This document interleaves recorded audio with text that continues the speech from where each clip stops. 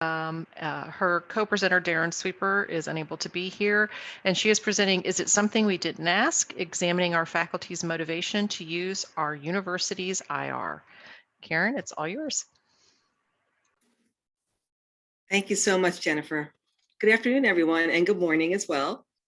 Our presentation, my colleague Darren and I decided to do this presentation and our research study because we really needed to find out what our faculty want from our digital commons. And Darren sends his apologies that he couldn't be there. He's having connectivity problems at home. I guess we all know that in a pandemic that things happen when we're trying to work at home as well. And a little bit of background, I am a research and project specialist. I also manage our 2 research platforms at Montclair State University. Digital Commons is one of them, and the Pure platform is the other one. Darren is our government documents librarian. He also is data and information literacy specialist and librarian. And I am not a librarian, so I always make that disclaimer whenever I'm talking about the digital commons, because sometimes it's a little bit of a shock and awe that you're not a librarian, how can you run this? But I think there's a really good mix of our talent and how we have made our IR successful so far, and where we need to go and figure that out as well.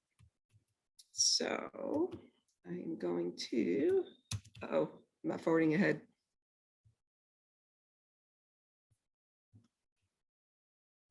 There we go. Sorry about that.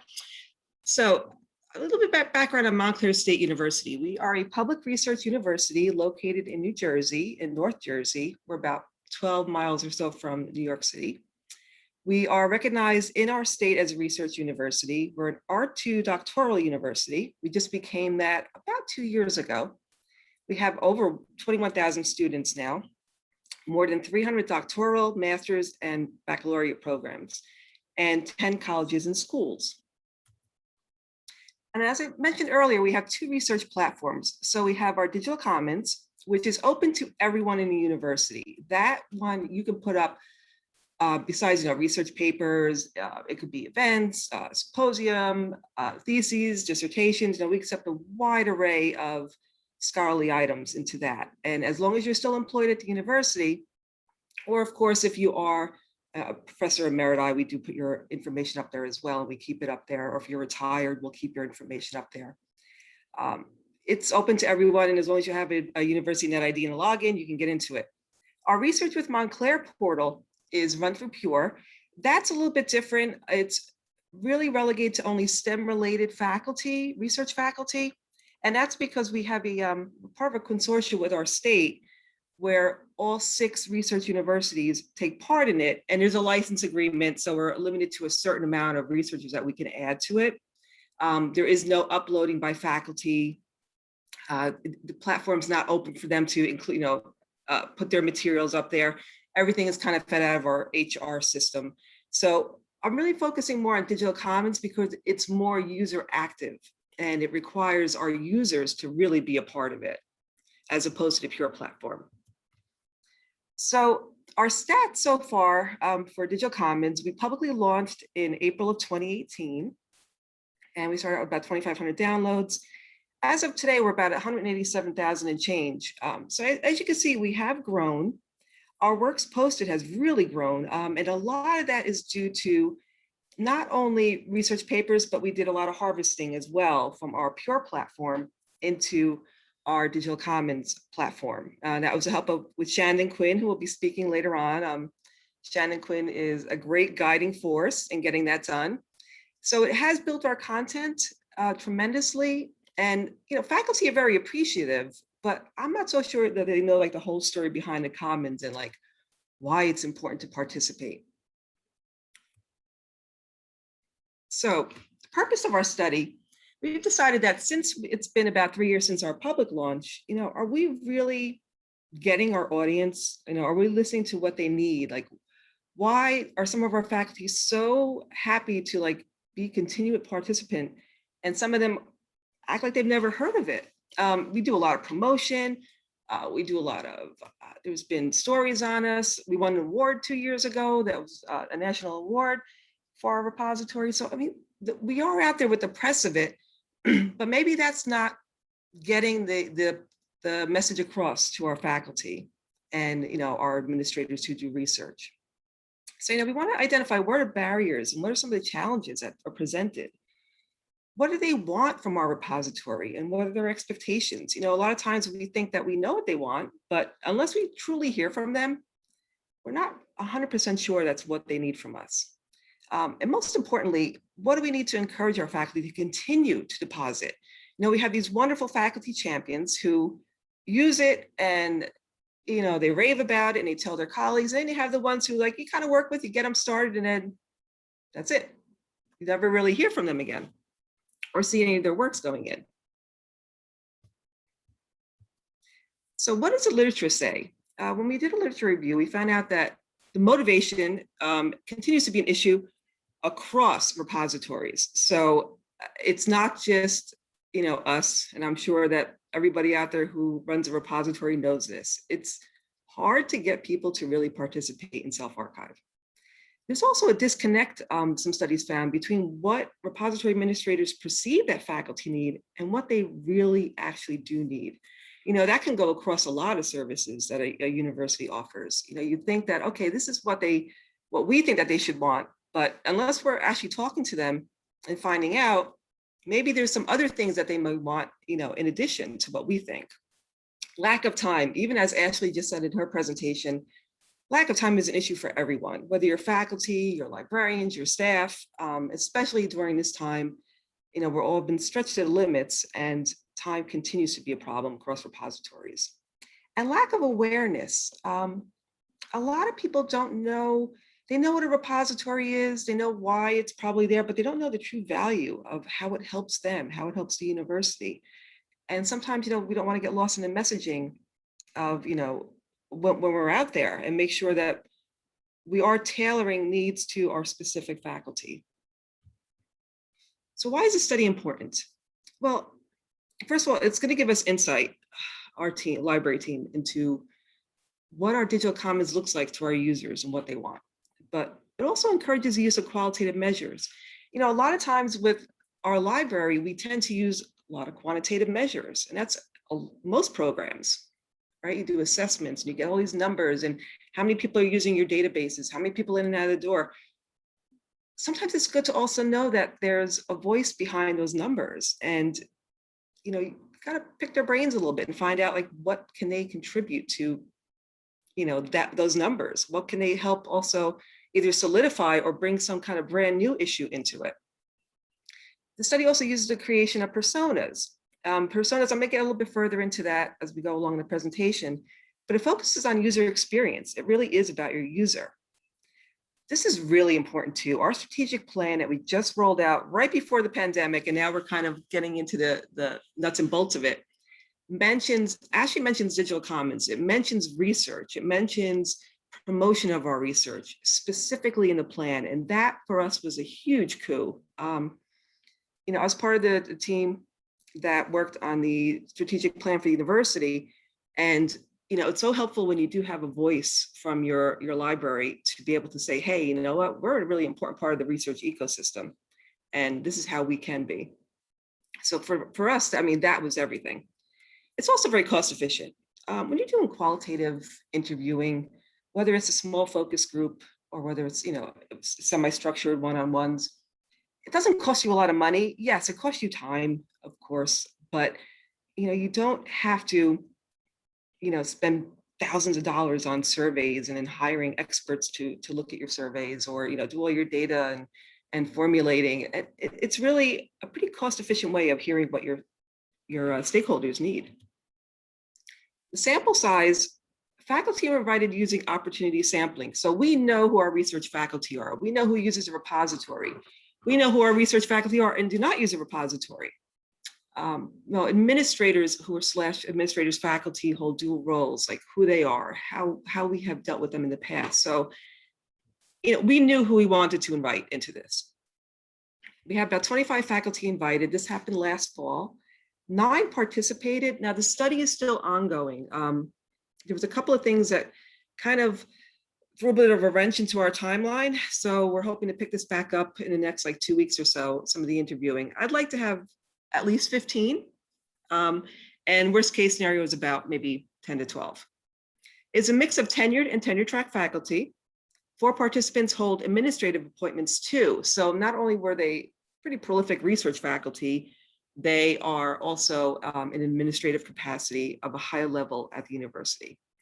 3 of our colleges so far have been represented: our education and human services, our humanities and social sciences, and our science and mathematics. The methods that we use are qualitative semi-structured interviews. One thing I love about semi-structured, it is an IRB approved study, is that, as questions arise, you can add them to your list of questions without having to stick to that script if it was just a structured interview. Because a lot of times, I have found whenever I'm speaking with faculty, something always gives you a little bit of a surprise and you're like, oh, I need to touch base on that a little bit further. And qualitative semi-structured gives you that. Our interviews ranged about 45 minutes. There was about 14 questions. Now, non-users and users had almost a lot of the same questions, but of course, if you're a user, you have slightly different questions here and there. So we were able to get, the viewpoints, kind of an overall picture of what they think the repository is, but then also these little nuances within if they're a user or not a user. They were auto recorded on Zoom, transcribed using Otter, use a grounded theory so far with open coding, axial coding, and then the creation of personas from those themes and those codes. So what are personas? Personas are really interesting, actually. This persona is just an example from one. I have the citation of the paper. Excellent, excellent way that they wrote this up.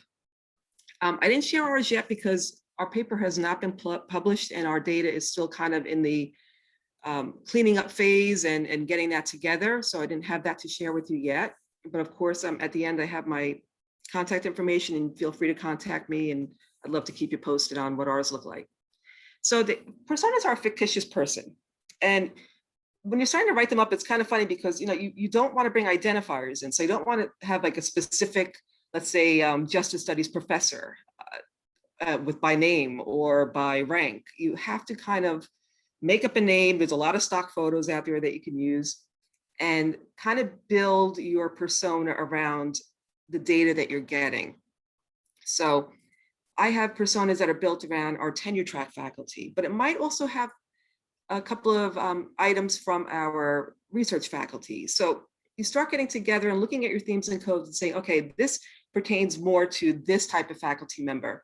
And this information is, been here for 20 years at Montclair and been doing tons of research. And they're kind of like, all right, they're just keep mulling along, maybe getting our students more into it and they have different needs. And then you have your tenure track faculty who are really like, they're up for tenure and promotion. They've got to get their message out there. They've got to get their research done. They're involved in events, they're involved in symposia. So trying to fit them into these boxes of what the personas may look like is very fun work. It's very interesting. And it takes a lot of thoughtfulness too. Now, personas have been long used in marketing, and they have been used in some services and libraries and some university services. I totally recommend it. I think it's a really great, if you're looking to change around your workflows a little bit, or even make them much more streamlined, a persona might be the way to go. Qualitative data is always best with it. You can do a mix of qualitative and quantitative. That's great as well, but you have to have some form of qualitative because that's going to give you a picture of the voice of the persona that you want to create. So far, what are some of our implications and our limitations? Well, we do need more interviews, and that's something that is starting to happen now, of course, across campus. So like I said, this is an IRB study that will continue through summer of 2021.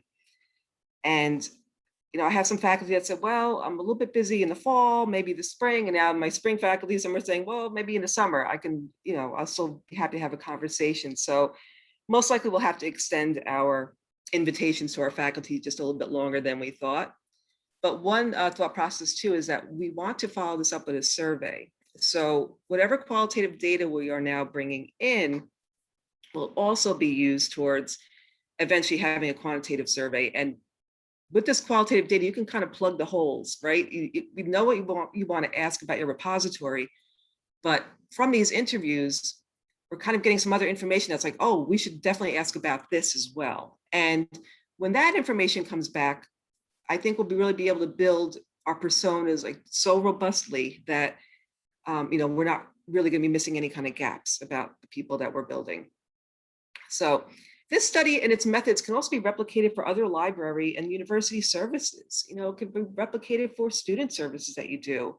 Um, there's instructional teaching. There's a number of things.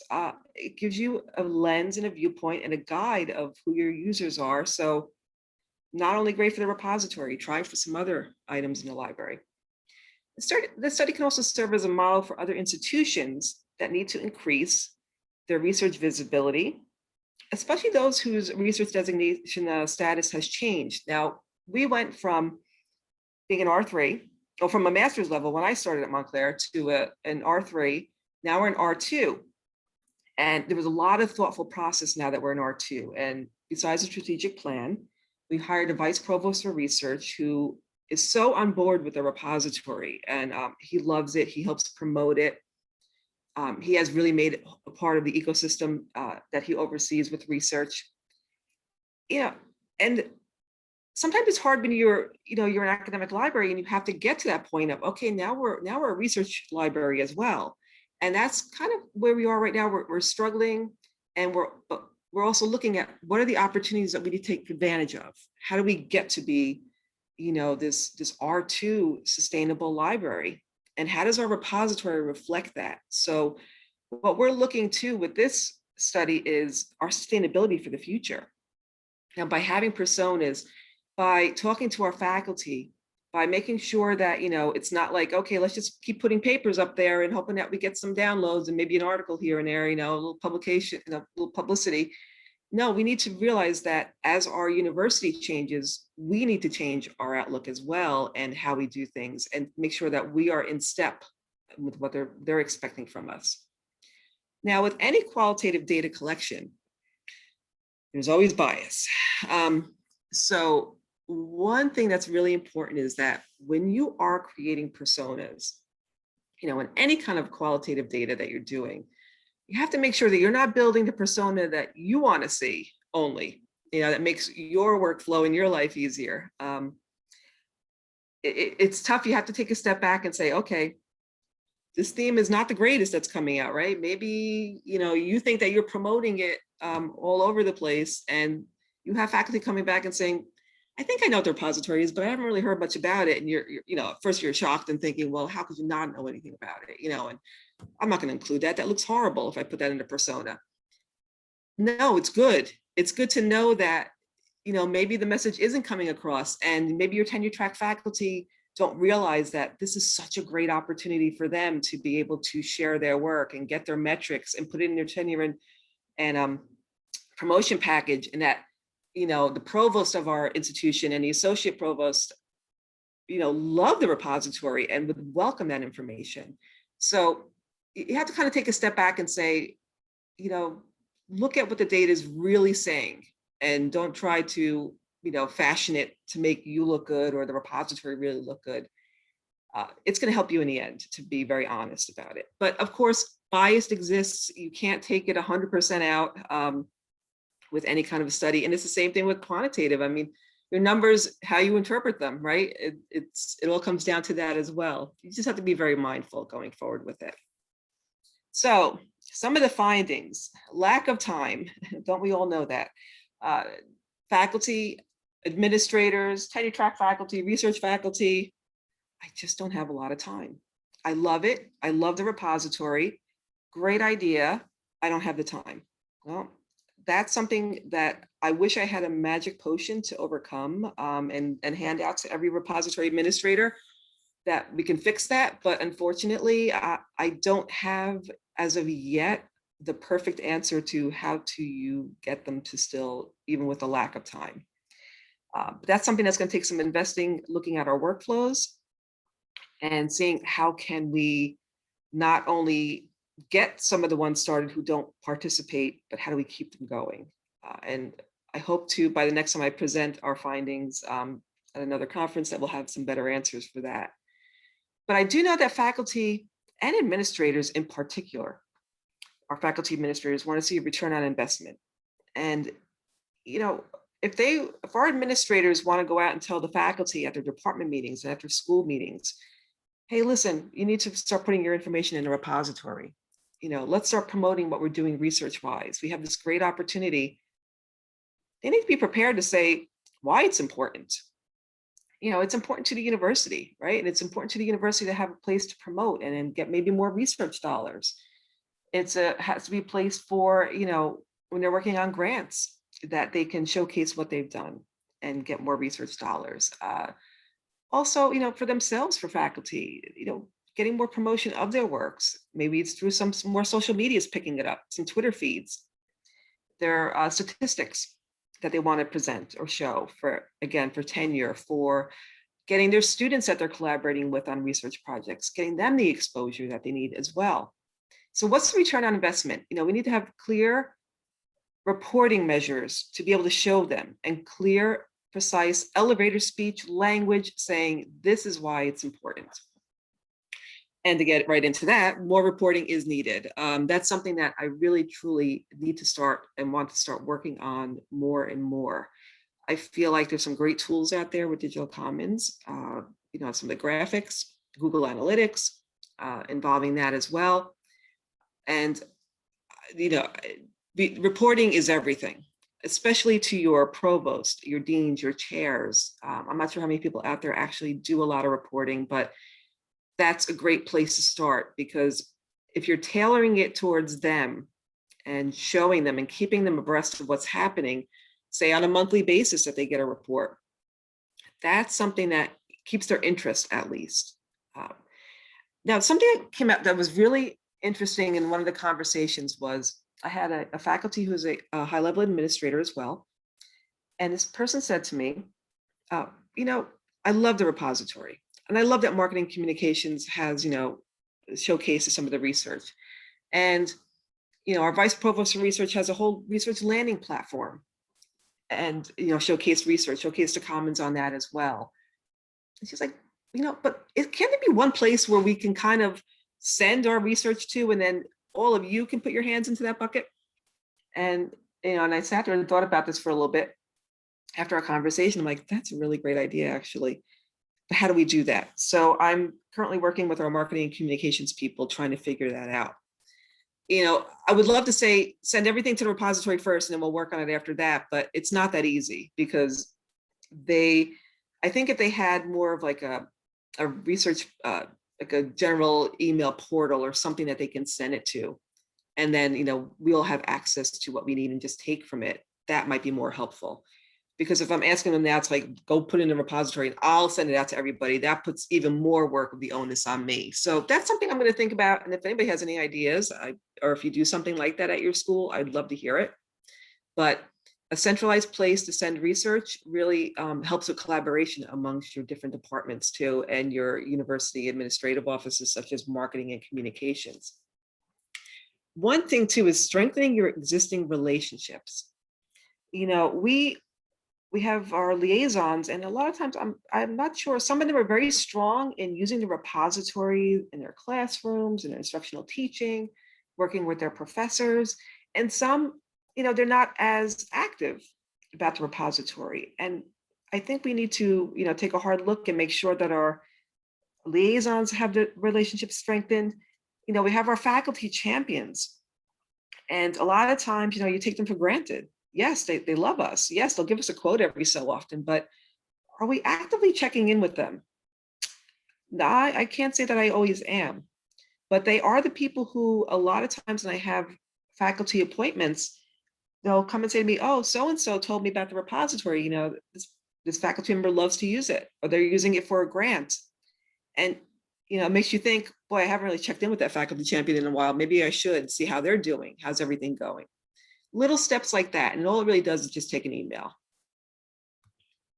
So where do we go from here? Well, my colleague came up with this follow the 4 Ps, as he calls it.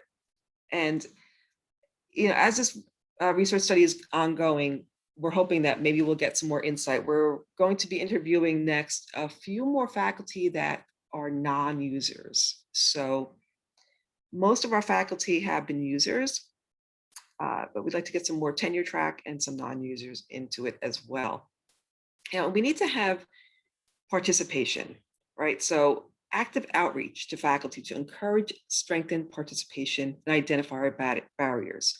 So we know that one barrier is that lack of time. And maybe it's a matter of collecting CVs and getting them started. But not only that, but making sure that you set a calendar to have a check-in and follow up with them in a couple of months and say, hey, do you have any new research out there? Or have you tried, using a repository again? Is there anything that we can help you with? Of course, we can't do that for every single faculty member, but the ones who are interested, keep them participated. And the ones who have expressed interest, get them participated and then keep them participated. Promotion. So as I said before, we've done a lot of promotion on this, but I think what really hits home is individual meetings with faculty researchers and also department meetings. We find that when we go and we talk to a department that's a high level producer of research, and also our faculty senate is another place. When you speak to them about the repository in a department meeting, you get everybody there and you're getting everybody's attention on you about it. Whereas a promotional, item, although we love having a news item go out or a little story about us, or if there's some kind of a milestone story that out there, that's great too. But does everybody always read every single thing that comes through their email? Probably not. I think it's most important to get yourself in front of the faculty, whether it's a department meeting or some kind of a focus group or some kind of a regular interview meeting, and just talk to them and find out, how are they doing? What do they think of it? Simple conversations really help. And also using digital commons as a reference, browsing, and searching tool in information literacy. My colleague Darren, in all of his instructional classes, always uses a repository and showcase what our professors are doing on campus for research when he's instructing students of, formulating research questions and looking for sources and so on and so forth.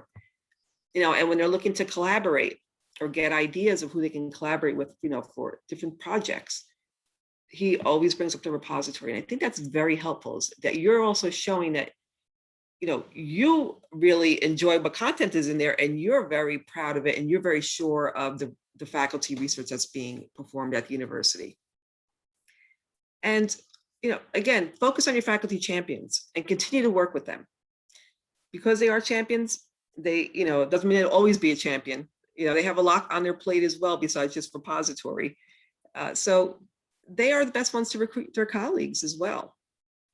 Population. So identify faculty research. Use the harvesting tool that Digital Commons has. I have found that tool is fantastic.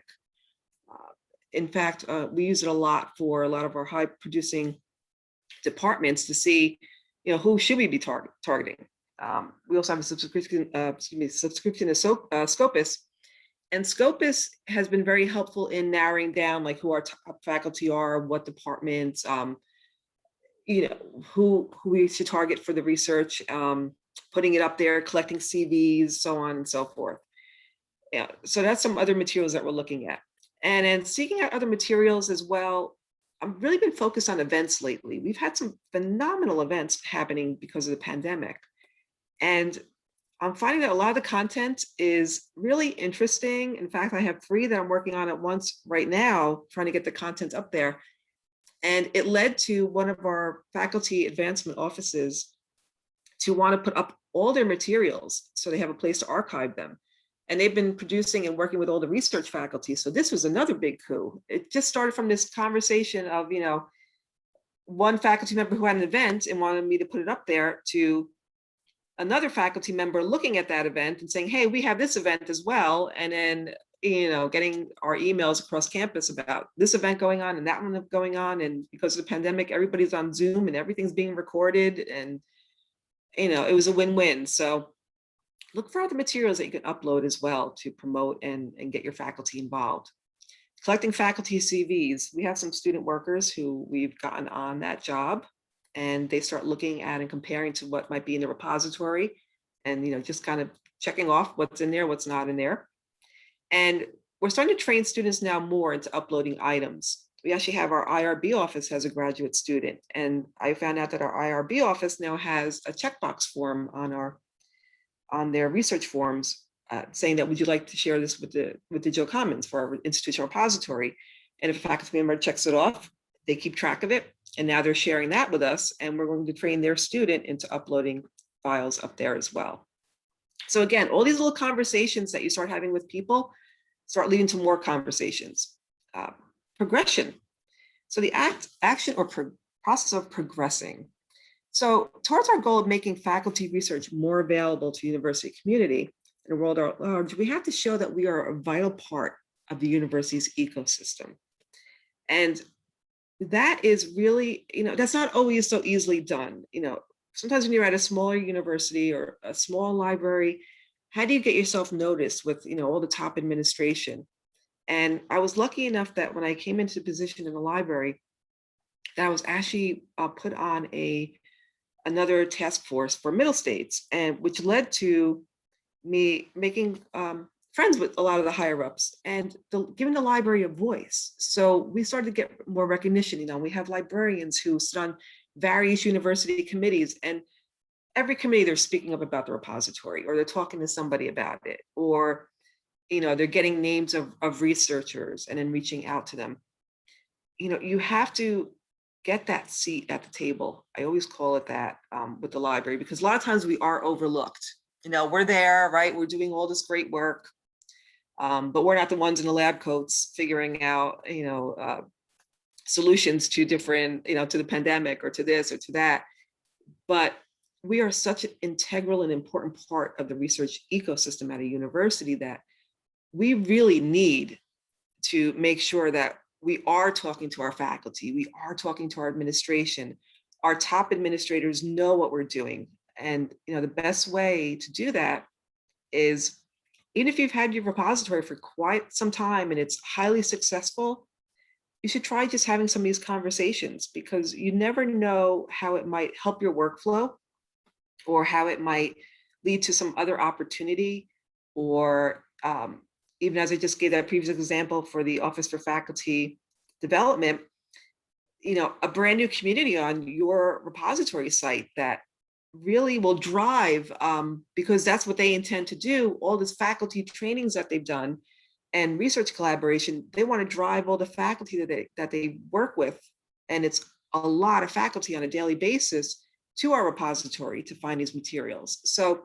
keep having those conversations, have the elevator speech ready, do some qualitative investigating. It doesn't have to be, an IRB approved study. You can just have these conversations. And, think about something like a persona. It's a little bit about thinking outside the box with that one.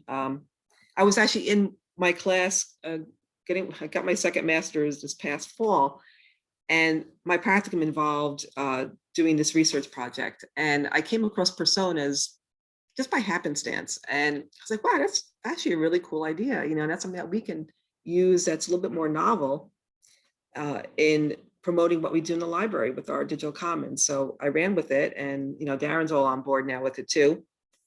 And, we hope to really make a difference in our workflows in the future, and also target our promotion in the future, and what we should be doing to help our faculty as well, and our students that collaborate with our faculty. So I have a couple of links on my slides as well. Our digital commons, our research with Montclair portal as well. That's the one with the STEM that's limited, and that's also shared with the state of New Jersey. So there's 6 research universities in there. We all work together, and all of our research citations are in there as well. Darren, one of his liaison areas is Department of Justice Studies. He's done a phenomenal job, him and his student, really populating it. It looks fantastic. That's the paper that we did, and that our paper talks a lot about faculty champions. And basically, when you're starting up a repository, all the little challenges, as we might want to call them, that you have along the way. And I also found Wayne State has a excellent guide to personas. They give you all kinds of worksheets. They use it for different library services. So big shout out to Wayne State University on their persona guides. That helped me along in creating ours. And that's their LibGuide for it. So I encourage you to take a look at their guide and see if you can use it for your future studies that you do. And that is all I have for today. Thank you again for inviting me, and hope everybody's enjoying the nice weather if you're up in the Northeast.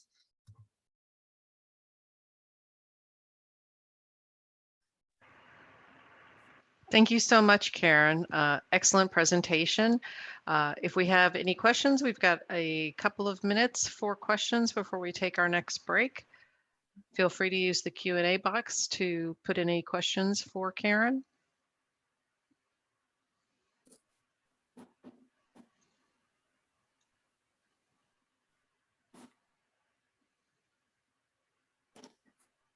Thank you so much, Heather. Yeah, I say definitely go qualitative for your future presentations and your future research. I'm very much into the qualitative more than quantitative. It's not because I hate stats. It's because I love talking to people, and I find that you have some really great insight out there when you do talk to people.